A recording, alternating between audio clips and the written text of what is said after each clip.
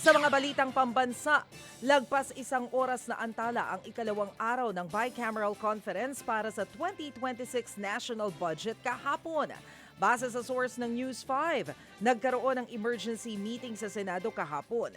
Tinalakay ng mga mambabatas ang tungkol sa 51 billion peso medical assistance to indigent and financially incapacitated patients o MyFIP program na naaprubahan noong Sabado.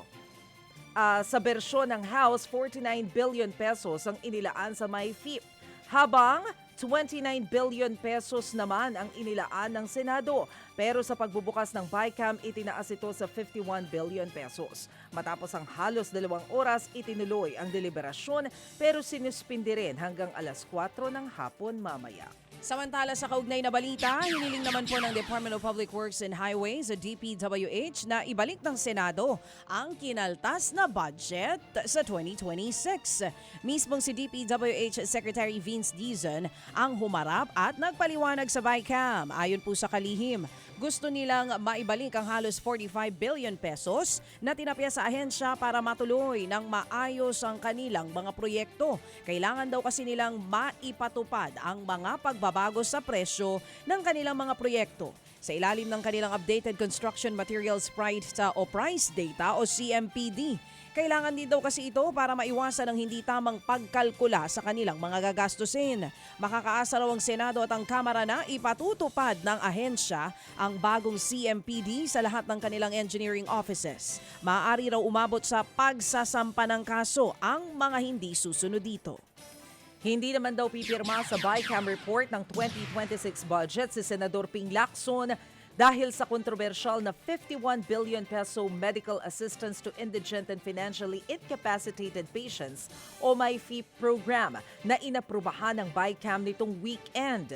Sabi ni Lacson, ang MyFIP ay nagagamit sa political patronage. Pinahihintulutan daw nito ang mga opisyal ng gobyerno na mag-issue ng guarantee letters para sa mga mahihirap na pasyente. Isa pang kinuwestiyon ni Lacson ang 33 billion pesos na pondo sa farm-to-market road projects na posible rin daw pagmulan ng korupsyon.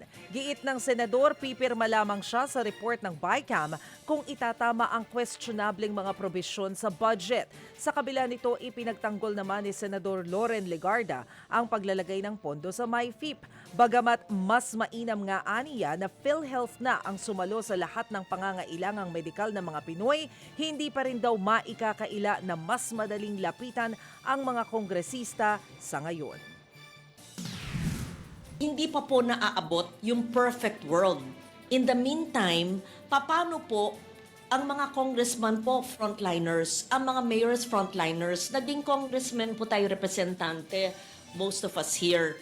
Nakita po natin yung pangangailangan ng mga tao at ang MyFIP, dati MyFIP lang tawag dyan ay hindi lang yung DOH retained district, sa pagkaintindi ko pati sa mga polyclinic, LGU hospitals, na talagang walang access, walang pupuntahan. Yan ang tinig ni Senador Loren Legarda. Samantala mga kapatid, sa iba pang balita, may hawak daw ng mga ebidensya ang wano'y bagman ni Vice President Sara Duterte para patunayan ang mga alegasyon laban po sa Vice-Presidente. Kamakailan lamang nang lumutang ang sworn affidavit ni Ramil Madriaga na inakusahan si VP Sara na kumandidato daw noong 2022 elections gamit ang pera ng Pogo at mga drug dealer. Nakakulong ngayon sa BJMP sa Taguig si Madriaga dahil po sa kasong kidnapping. Nitong December 8, nakausap daw ni Madriaga sa kulungan si mamamayang Liberal Party List Representative Leila De Lima. Ayon kay De Lima, sinabi ni Madriaga na mayroon siyang mga ebidensya na magpapatunay sa kanyang mga alegasyon laban sa Vice-Presidente. Mismong si Madriaga raw ang lumapit kay De Lima para magpatulong sa kanyang kaso na resulta lamang daw ng panggigipit. Dahil sa mga naging akusasyon niya noon kay Attorney Harry Roque, ang gituloy ni De Lima, dapat silipin ng Office of the Ombudsman ang mga alegasyon ni Madriaga dahil seryoso at mabibigat ito. Dapat din daw masigurong seguridad ni Madriaga sa kulungan kasunod pa rin ng kanyang salaysay. Wala pa ring impormasyon ang Philippine Embassy sa Portugal tungkol sa kinaroroonan ni dating Ako Bicol Party List Representative Zaldico. Ayon sa Department of Foreign Affairs, wala pang naibibigay na report ang embahada.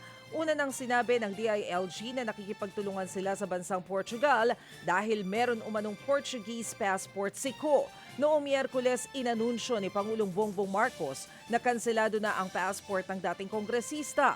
Idineklara ng pugante ng Sandigan Bayan si Ko dahil nahaharap siya at ang 16 na iba pa sa kasong malversation at graft kaugnay sa 289 million pesos substandard na road dike project sa Oriental Mindoro. Muli namang nakaranas ng pangaharas sa mga Pilipinong mangingisda sa West Philippine Sea. Sa China pa rin po yan o laban sa China. 3 mangingisda ang sugatan habang nasira ang kanilang mga bangka matapos nga pong bombahin ng tubig ng China Coast Guard noong Biyernes. Nangyari pong insidente malapit sa Palawan. Kasabay naman yan. Isa pang eroplano ng Pilipinas ang pinagtabuyan umano ng CCG sa Panatag Shoal. Ayon sa Philippine Coast Guard, halos 200 maliliit na mga bangka ang hinaras ng mga Chinese. Kinonde na rin ang Amerikang harassment sa mga mangingisda. Tinawag nilang iligal ang ginawa ng China sa mga Pilipino. Mga kapatid, brothers and sisters, saan ka pa? Dito na tayo sa totoo. Dito na tayo sa True FM. Mga kapatid, mag-subscribe and follow po kayo sa social media accounts ng True Network PH. Yan po kami, hanapin nyo lang True Network PH, Facebook, Instagram, YouTube, TikTok, and podcast. Mapa Apple or Spotify man yan, mahahanap nyo kami. Lahat ng mga napapanood at napapakinggan nyo po sa programa, nasa social media accounts namin yan. So paano mga kapatid? See you sa social media!